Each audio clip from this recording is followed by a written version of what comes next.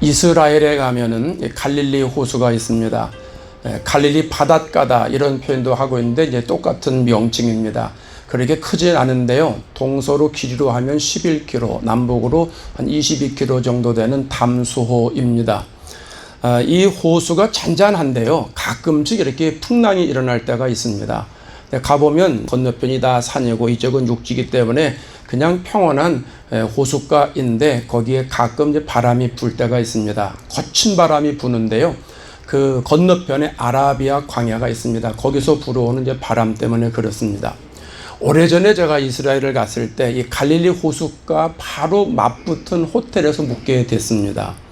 저녁 때가 됐는데요. 마침 바람이 불더라고요. 낮에는 고여 있었는데 저녁에 바람이 막 불기 시작을 하는데 갑자기 파도가 일어나는 거예요. 풍랑이 일어나니 광풍이 일어나는데 그 파도가 벽에 딱 부딪히니까 얼마나 크게 튀는지요. 2m, 3m 위로다가 물결이 엄청나게 튀더라고요. 정말 무서울 정도예요. 그리고 아침이 됐는데요. 언제 파도가 일어났느냐, 언제 광풍이 왔느냐 하는 식으로 조용하게 되더라고요. 잔잔해졌어요. 오늘 본문은 그 갈릴리 바닷가에서 일어났던 이야기입니다. 제자들이 예수님과 함께 배를 타고 가는데 풍랑이 일어납니다. 이 풍랑을 통해서 제자들이 예수님을 찾게 되고 예수님께서 그 풍랑을 잔잔하게 하시고 제자들에게 믿음을 가르쳐 주시죠.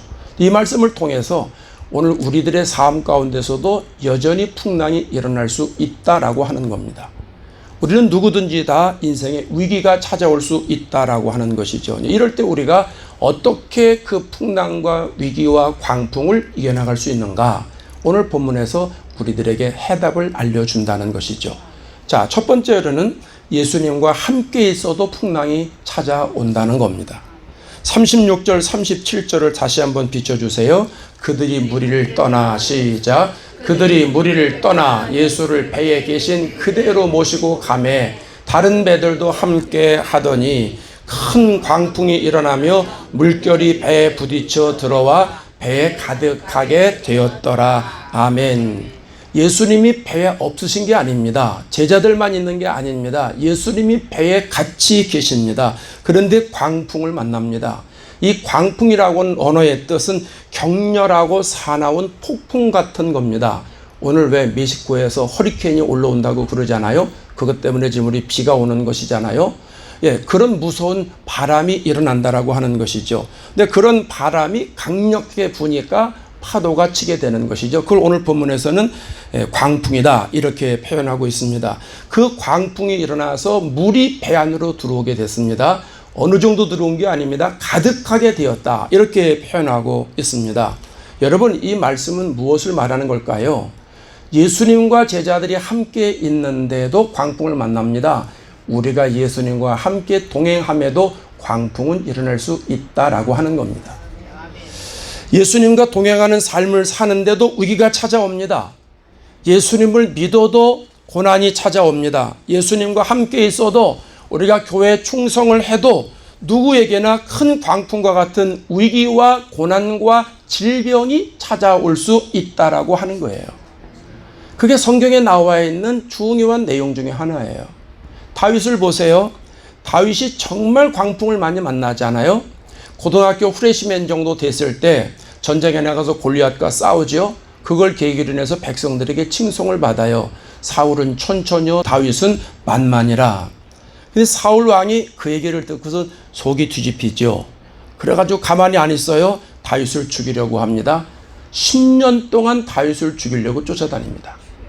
다윗이 그 고통을 피해서 10년 동안 도망자의 신세를 살아가고 있잖아요.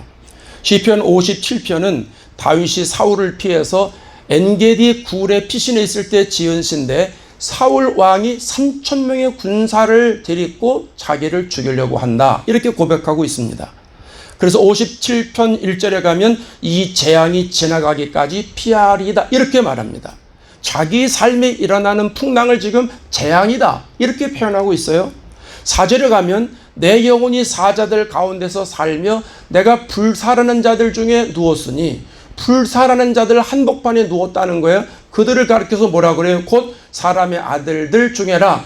그들의 이는 창과 화살이요 그들의 혀는 날카로운 칼 같도다. 이렇게 말합니다. 그의 삶에 일어나는 광풍이 말할 수 없이 큰 것이죠. 나중에 왕이 됩니다. 왕이 됐을 때도 풍랑이 일어납니다. 아들이 압살롬인데요. 아주 몹쓸 놈이에요. 아들이 아버지를 죽이려고 합니다. 그리고 쿠데타를 일으켰습니다. 여러분 이게 말이 됩니까? 나쁜 놈이죠? 몹쓸 놈이죠? 이게 죽일 놈이지. 이런 놈이 어디 있습니까? 가만히 있어도 나중에 왕이 될 수도 있어요. 근데 아버지를 내쫓고 죽이고 자기가 왕이 되려고 하는 이런 버르장머리 없는 사람입니다.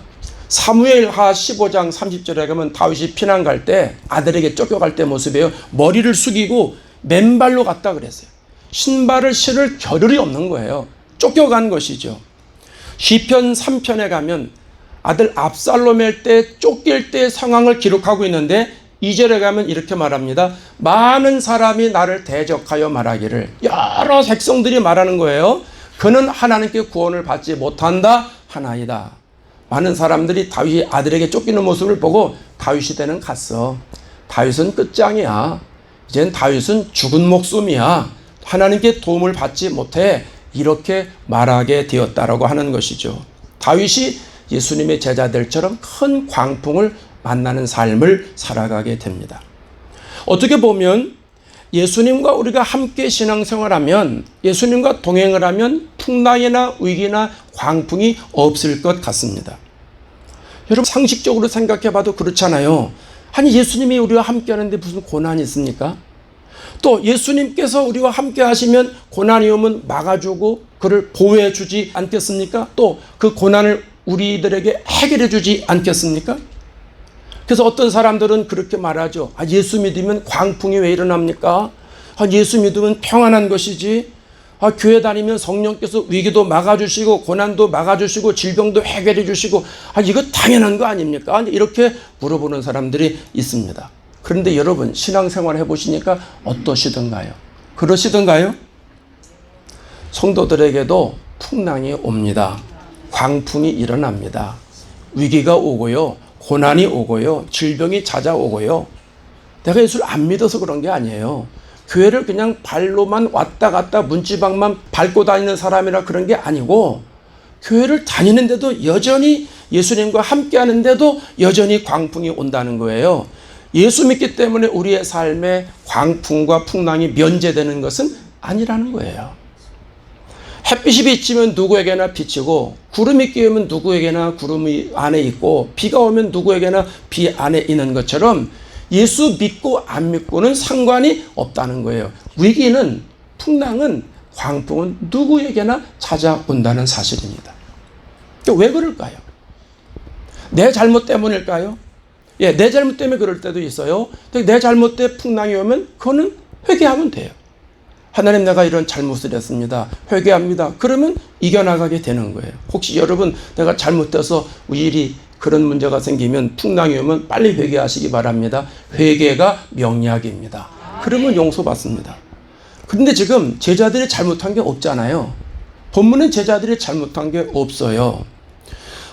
제자들이 광풍을 자초한 게 아니에요. 35절 우리가 처음에 뭐라고 읽었냐면 그날 저물 때에 제자들에게 이르시되, 예수님이 지금 얘기하는 거예요. 우리가 저편으로 건너가자. 지금 누가 가자고 권면한 거예요? 예수님이 가자고 그런 거예요. 제자들이 예수님께 가자고 그런 게 아니에요. 예수님이 제자들에게 저쪽으로 가자 그렇게 얘기한 거예요. 그럼 저편이 어딘가? 거라사 지방이거든요. 그럼 거라사 지방 가서 귀신 들린 사람 고치고 하는 일들이 그 5장 계속 나오지 않습니까? 제자들은 예수님이 같이 가자고 해서 승선한 것뿐인데 광풍을 만났다는 겁니다. 그러면 이게 키포인트예요. 예수님이 가자고 하는데 광풍이 만났으면 뭔가 뜻이 있다는 거죠. 우리는 알 수 없어요. 그런데 주님의 의도가 있다라고 하는 거예요. 이것을 여러분 기억하실 수 있기를 바랍니다. 당장은 모르죠.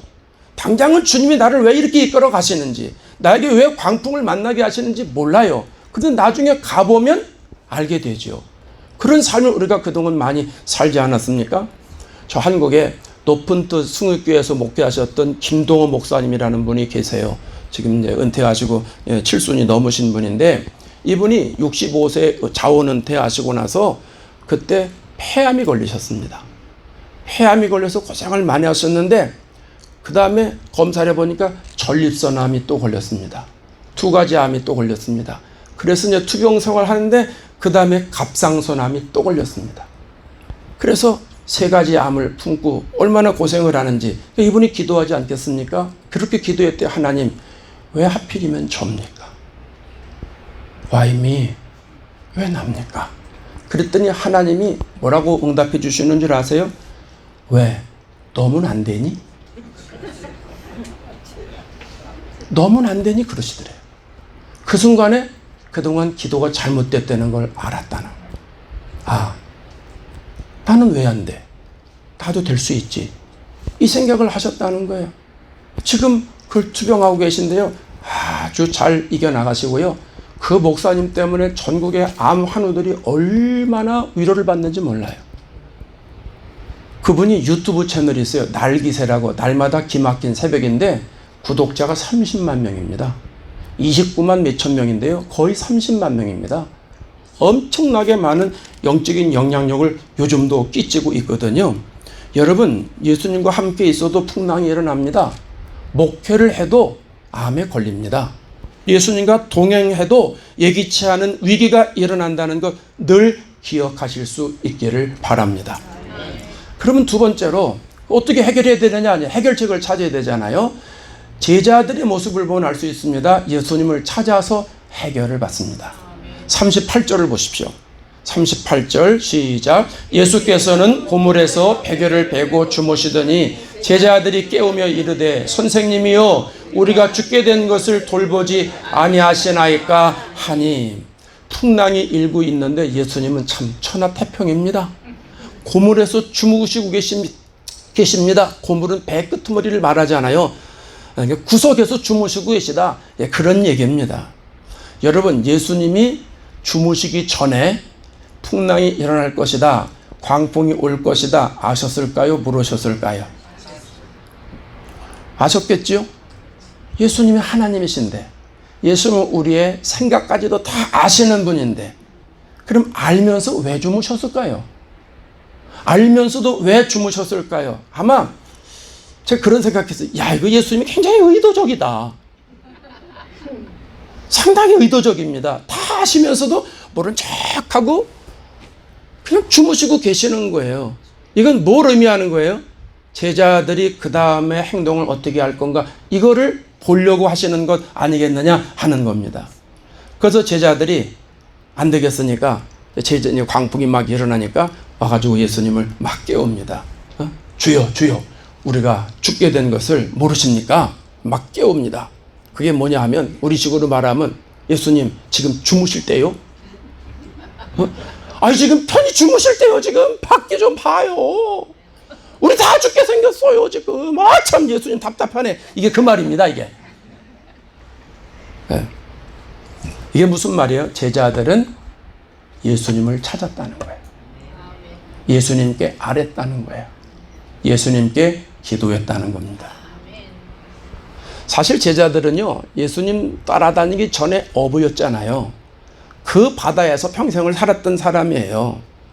그러니까 그 바다는 처음이 아니에요. 어릴 때부터 익숙한 바다고, 어릴 때부터 계속 배를 타고 나아갔고, 어릴 때도 그런저런 풍랑을 많이 만났을 겁니다. 바다의 사정을 훤히 알고 있었던 사람들이라는 거예요. 그러니까 이런 풍랑이 일어나면 나름대로 그들이 해결책을 모색해서 할 수 있지 않겠습니까? 그동안 그런 경우에 그들이 그런 해결책을 통해서 이겨나갔거든요. 자기 경험이 있다는 거예요. 자기 지혜가 있다는 거예요. 얼마든지 제자들은 그렇게 할 수도 있었다는 거예요. 근데 오늘 본문을 가만히 보세요. 자신들의 경험을 내세우지 않습니다. 38절을 다시 한번 비춰줘 봐요. 예수께서는 고물에서 베개를 주무시더니 제자들이 깨우며 이르시되, 자, 그 사이가 없잖아요. 고물에서 베개를 주무시더니 제자들이 이 일 저 일 했더라, 안 되니까 예수님을 깨웠다, 이런 말이 아니잖아요. 예수님이 고물에서 지금 주무시고 계신 상황입니다. 그때 제자들이 예수님께 바로 왔다는 거예요. 좀 본문에서 그걸 알 수가 있지 않습니까? 무슨 얘기입니까? 제자들은 전문 어부임에도 불구하고 자기들의 경험이 충분한데도 불구하고 자기들의 경험으로 자기의 지혜로 그 위기를, 고통을, 광풍을 이겨내려고 하지 않았다라고 하는 겁니다. 이유는 단 하나입니다. 예수님이 모든 문제를 해결해 주실 분이라고 믿었기 때문입니다. 내 능력과 내 경험으로는 이건 해결할 수 없다. 그러니까 자기 생각을 빨리 접은 거예요. 자기 생각을 내려놓은 거예요. 그리고 예수님께 온 거예요. 여러분, 이 오늘 본문의 메시지에 영적 깊이가 있습니다. 신앙생활에서 위기를 만날 때 어떻게 해야 된다고요? 예수님을 찾아야 합니다. 풍랑을 만났을 때 예수님께 부르짖어야 됩니다. 광풍을 만났을 때 예수님께 나와서 기도해야 됩니다. 예수님만이 우리 삶의 위기와 고통과 환난과 질병과 광풍을 해결해 주실 분이기 때문입니다. 예수님밖에 없어요. 예수님밖에 없다고요. 다윗을 보세요. 제가 서두에 말씀드린 대로 극심한 고통 가운데 지내잖아요. 사울 왕의 추격을 받고 재앙이다 이렇게 표현했다고 그랬잖아요. 시편 57편 2절에 다윗이 이런 기도를 해요. 그런 재앙 가운데 내가 지존하신 하나님께 부르짖으며, 자기 힘으로 하려고 하지 않아요. 하나님 앞에 기도했다는 거예요. 압살롬 때문에 고통을 당하고 있을 때 죽음의 올가미가 자기를 얽어맨다고 그렇게 고백하던 그런 상황입니다. 언제 죽을지 몰라요. 자기에게 힘이 없어요. 자기 권력이 없어요. 도망자 신세예요. 그때 다윗이 취한 행동, 시편 3편 4절에 가면 이렇게 말합니다. 내가 나의 목소리로 여호와께 부르짖으니. 내가 나의 목소리로 여호와께 부르짖는다는 거예요. 다윗은 자기 앞에 놓여 있는 그 모든 고난들을 가지고 하나님 앞에 나와서 내 목소리로 하나님 앞에 기도했다는 얘기입니다. 웬만한 사람 같으면요, 원망할 수도 있겠죠. 하나님, 내가 뭘 잘못했다고 이런 고난을 주십니까? 이건 나에게 너무 버겁습니다. 왜 나에게 이런 아픈 시련을 주십니까? 요즘 말로 바꿔 말하면 내가 뭘 잘못했다고 교회에 이렇게 충성했는데, 하나님 앞에 이렇게 헌신했는데, 하나님이 하라는 거 내가 웬만한 거 다 하지 않았습니까? 그런데 나에게 왜 이런 고난을 줍니까? 왜 이런 어려움을 줍니까? 왜 이런 질병을 줍니까? 나는 어떡하라고? 나는 어떡하라고? 뭔 노래인지 아시죠? 네. 근데 다윗은요, 기도했다는 거죠. 이게 놀라운 거예요. 다윗이 정말 존경스럽잖아요. 탈출구가 보이지 않아요. 근데 하나님 앞에 나와 기도했다는 거예요. 무슨 말이에요? 하나님과 늘 관계 깊은 신앙생활을 했다는 거예요. 네, 사실 하나님과 관계가 있어야 고난당할 때 기도하게 돼요. 하나님과 관계가 안 되면요, 고난당하면 기도 안 돼요. 하나님과 관계가 가깝지 않으면, 내가 영성이 살아있지 않으면, 어려운 일을 당하고 고난을 당하면요, 기도고 뭐고 다 생각이 안 납니다. 다 생각이 안 나고 그냥 조용한 데가 있든지, 이게 좀 심화되면 우울증이 오는 거죠. 그 다음에 뭐예요? 죽고 싶다 이렇게 되는 거예요. 그러니까 하나님과 관계를 평소에 늘 잘 맺으시기를 바랍니다. 친밀한 관계가 돼야 어려우면 하나님 앞에 기도할 수 있다라고 하는 것이죠. 여러분, 오늘 본문에서 하나님은 우리가 예수 믿으면서 위기상황에 다가올 때 하나님 앞에 기도하라고 말씀하는 거예요.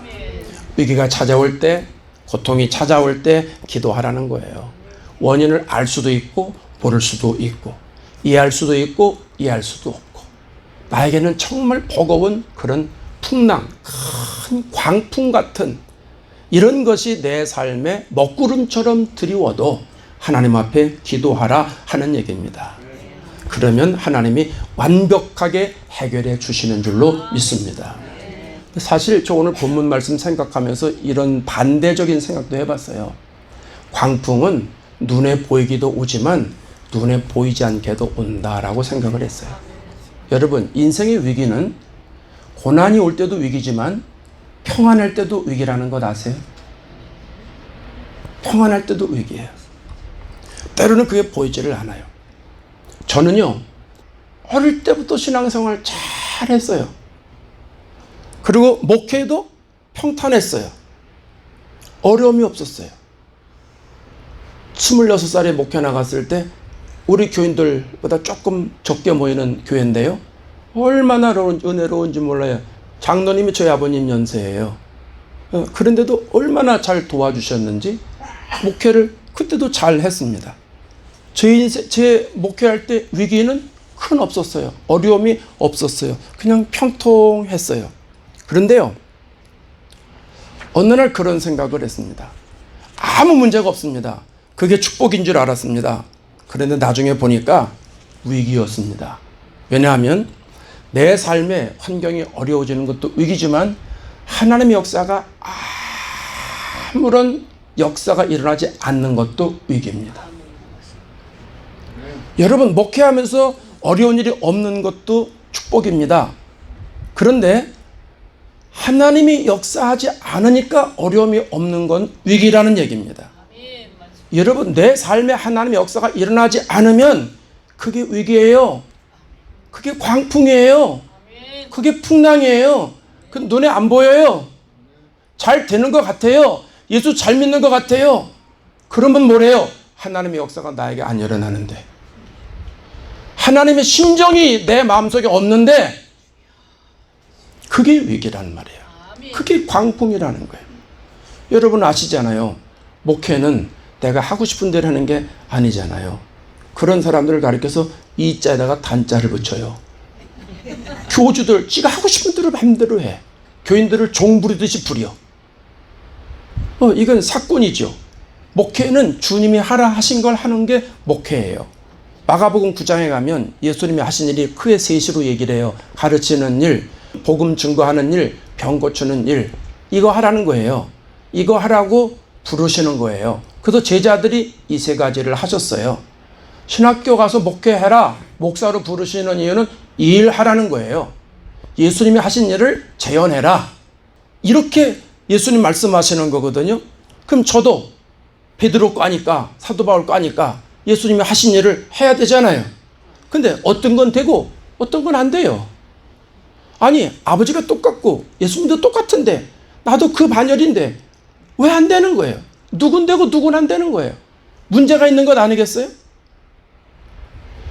그게 뭘까 심각하게 고민해 봤어요. 그리고 성경을 구체적으로 읽어봤는데 사도행전 3장 1절에 가서 문제가 해결됐습니다.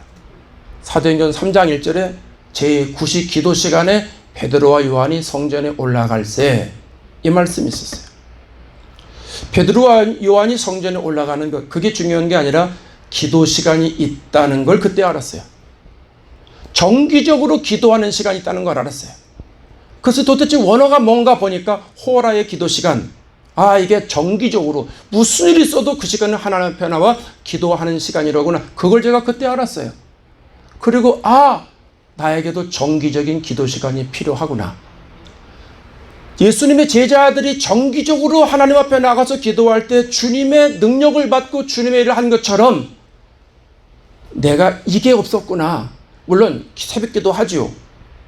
또 필요할 때 기도하죠. 그런 기도 말고 하나님 앞에 내가 정기적으로 미팅하는 시간, 이 시간이 나에게 필요하다. 그걸 생각하고 그 다음부터 내가 하나님 앞에 정기적으로 기도해야지. 나도 베드로 요한처럼 기도 시간을 정해놓고 하나님 앞에 나가서 무릎 꿇고 정기적으로 간절하게 기도해야지 생각을 하고 기도를 했습니다. 그래서 연습을 하는 겁니다. 새벽에도 기도하고 낮에도 기도하고 밤에도 기도하고 100시간 정해놓고 기도도 하고 40일 철야 기도도 해보고 1000번 정해놓고 기도도 해보고 기도하다가 밥 먹고 밥 먹다가 기도하고 아이들 라이드 하기 전에 기도하고 라이드 하고 기도하고 신방 가기 전에 기도하고 신방 하고 기도하고 하여간 기도에 미쳐 살았습니다. 정신없이 살았습니다. 기도에 미쳐 살았다는 건 제 아내 표현입니다. 저는 그건 몰라요. 그냥 가다 보니까 무조건 그것만 꽂혀서 가니까 제 아내가 그러더라고요. 기도에 미쳐 산다고. 정신없이 산다고. 근데 아무 소리 안 하더라고요. 계속 미치라고 그런 모양이에요. 잘 미치는 거죠. 그거는 제대로 미치는 거예요. 여러분 예수 믿으면 제대로 미쳐야 돼요. 잘못 미치면 큰일 나는 거예요. 근데 제가 기도를 계속 수년 동안을 그렇게 기도를 하면서 느낀 게 있습니다. 아, 기도를 정기적으로 하니까 하나님이 역사하시는구나. 주님의 마음이 들어오는구나. 성경 말씀대로 살아갈 수 있는 능력이 생기는구나. 이런 걸 알게 된 거예요. 그러다 보니까 문제가 해결됩니다. 질병이 치료됩니다. 귀신이 떠나가더라고요. 하나님의 역사가 일어나더라고요. 여러분, 예수를 믿어도 누구에게나 위기와 고통과 고난이 찾아오는 것이고요. 나는 아무런 일이 없어. 그것도 위기라는 사실도 기억해야 됩니다. 네, 이렇든 저렇든 유일한 해결 방법은 하나님 앞에 기도하는 겁니다.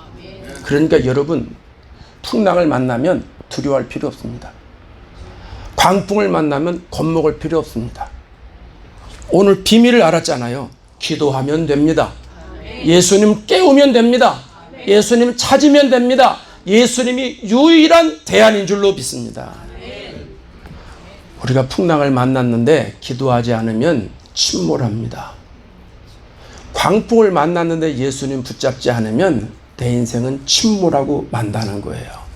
그래서 광풍을 만났을 때 내 힘으로 아무리 물을 열심히 퍼대도 소용이 없다는 거예요. 여러분, 이 수도꼭지에서 물이 계속 나와서 이 바닥에 흥건히 찼습니다. 그거 없애려고 열심히 걸레 갖다가 짜서 버리고 짜서 버린다고 하루 종일 한다고 물이 없어지나요? 근원을 해결해야 돼요. 수도꼭지를 잠궈야 돼요. 바람을 잠재워야 된단 말입니다. 바람을 잠재워야 광풍을 잠재우지요. 우리는 바람을 잠재울 수 있는 실력은 없어요. 배 안에 물을 바깥으로 퍼낼 수 있는 능력은 있어요. 근데 아무리 물을 퍼낸다고 배에 풍랑이 없는 게 아니라는 거예요. 원인을 제거해야 돼요. 광풍을 잔잔하게 해야 돼요. 그 능력은 주님밖에 없다는 거죠. 그래서 우리가 주님 앞에 나와 기도해야 된다는 것이죠. 예수님께 기도해서 해결되지 않은 것은 하나도 없는 거예요. 그래서 따라 하시겠습니다. 기도가 해답이다. 기도가 정답이다. 기도가 대책이다. 아멘 되세요? 예, 제자들처럼 큰 풍랑을 만났을 때, 큰 위기를 만났을 때 하나님 앞에 기도해서 하나님 붙잡아서 그 문제를 해결받는 축복을 누리시기 바랍니다.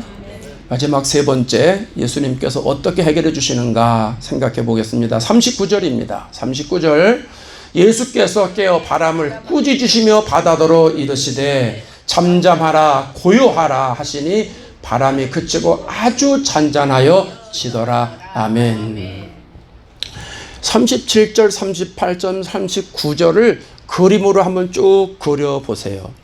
광풍이 일어납니다. 물이 막 배 안으로 쏟아져 들어옵니다. 그러면 금방이라도 배가 뒤집힐 것 같습니다.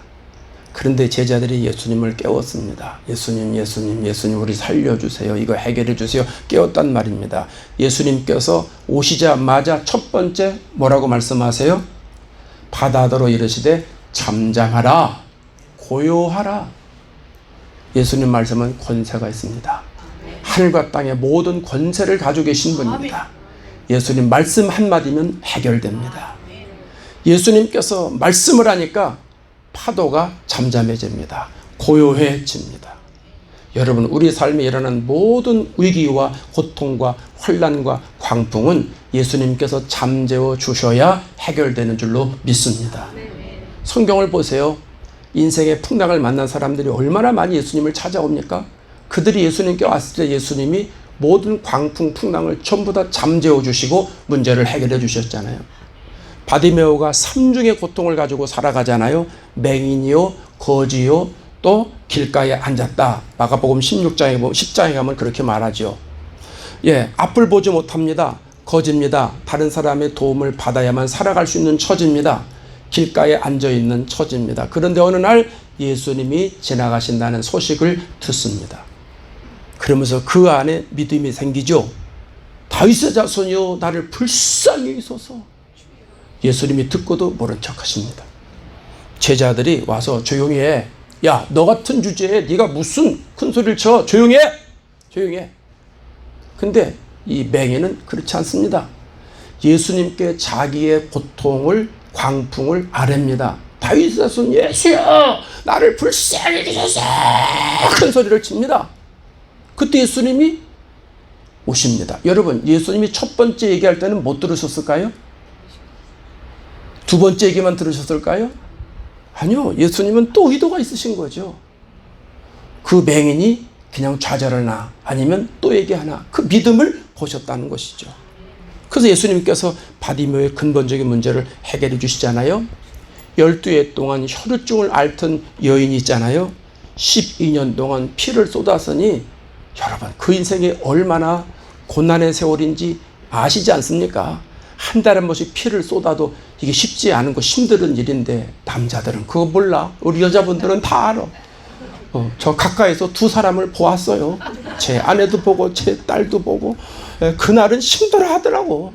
근데 여러분 한 달에 한 번도 그런데 이게 10년 동안 이렇게 됐으니 12년 동안 그랬으니 얼마나 고통스러운 삶을 살았겠습니까? 그런데 예수님이 지나간다는 소식을 들었겠죠. 예수님께 찾아오죠. 사람이 너무 많으니까 앞으로 못 가요. 뒤로 갔죠. 예수님 옷에 손을 만지만 하면 날 것 같던 신랄 같은 믿음이 있죠. 가서 만지죠. 예수님께서 치료해 주시지 않습니까? 예수님께서 다 아시고 능력이 나가게 하시는 거예요. 그러니까 예수님을 만나는 사람들에게, 예수님께 기도하는 사람들에게 예수님이 치료해 주신다는 말씀입니다. 요한복음 15장에 이런 말씀을 합니다. 7절 한번 비춰줘 봐요. 너희가 내 안에 거하고 내 말이 너희 안에 거하면 무엇이든지 원하는 대로 구하라. 그리하면 이루리라. 포도나무 비유 말씀이잖아요. 이 말씀이 뭐예요? 너하고 나하고 한 배 탔으면 나 붙잡어. 그럼 내가 해결해 줄게. 그 말이에요. 너희가 내 안에 거하고 내 말이 너희 안에 거하면. 예수님과 우리가 하나가 되면 한 배 탔다면 그 말 아니겠어요? 한 배 탔는데 왜 딴 데 가서 찾으려고 그러냐? 나한테 해결받지. 이게 그 말입니다. 시편 50편 15절에 가면 이런 말씀 나와요. 환난 날에 나를 부르라. 내가 너를 건지리니. 환난이 일어나는 것 걱정하지 말라는 거예요. 나를 찾으라는 거예요. 하나님을 찾으라는 거예요. 그러면 하나님이 환난 날에 우리를 건져 주신다는 말씀입니다. 중요한 것은요, 내가 어떤 위기를 만났느냐, 내가 어떤 환난을 만났느냐, 내 지금 상황이 어떻냐, 그게 아니에요. 얼마나 큰 광풍을 만났느냐, 그게 문제가 아니에요. 내가 지금 예수님께 구하고 있느냐, 내가 지금 예수님께 요청하고 있느냐, 내가 지금 한 배를 타고 가는 예수님을 깨우고 있느냐. 예수님이 모른 척하고 계실 때 다시 한번 예수님을 상기시켜서 내 문제를 해결해 주세요. 이렇게 부르짖는 믿음이 있느냐. 이게 중요하다는 거예요. 그러니까 여러분 풍랑이 일어나면 허둥지둥하지 마십시오. 아무것도 안 될 때는요 그냥 가만히 계세요. 그러고서 어떻게 해야 되나 한 번쯤 생각해 보세요. 그러면 하나님이 마음에 기도하라 하는 마음을 주세요. 그럼 그때 하나님 붙잡으면 됩니다. 여러분 우리는 예수님과 한 배를 탄 사람이다. 그렇게 믿으세요? 예수님과 동행해도 내가 예수를 믿어도 풍랑이 일어난다. 이제 생각이 드세요? 그렇다면 우리들에게는 어떤 환난이 와도 어떤 위기가 와도 어떤 광풍이 불어도 어떤 풍랑이 와도 두려울 것 없습니다. 여러분의 가정에 어떤 일이 일어나도 두려워하지 마십시오. 우리 교회가 시작해서 이제 5달 지나가고 있는데 앞으로 어떤 일이 와도 우리 교회 어떤 풍랑이 일고 광풍이 일어나도 무서워하거나 두려워하지 마시기 바랍니다. 예수님께서 모른 척하고 침묵하고 계실지 모릅니다. 그 예수님을 찾으십시다. 그 예수님을 붙잡으십시다. 그 예수님께 우리의 모든 것들을 알려드리자고요. 왜냐하면 예수님이 유일한 해결책이기 때문입니다. 그러면 주님이 우리의 기도를 들으시고 우리 신령의 문제, 여러분 가정의 문제, 우리의 교회의 문제 다 해결하실 겁니다. 남탈 필요 없습니다. 그 사람의 문제가 아닙니다. 하나님께서 합력의 선을 이루셔야 됩니다. 이번 한 주간도 저와 여러분은 예수님과 한 배를 타고 살아가실 겁니다. 예수님과 한 배를 타고 살아가실 겁니다. 풍랑이 일어날지도 모릅니다. 주님께 맡기고 의뢰하고 기도하면 주님이 풍랑을 잔잔하게 하셔서 하나님이, 예수님이 우리를 주님의 뜻대로 인도해 주실 줄로 믿습니다. 이 축복을 받으시는 저와 여러분 되시기를 바랍니다. 시간 통성으로 기도하겠습니다.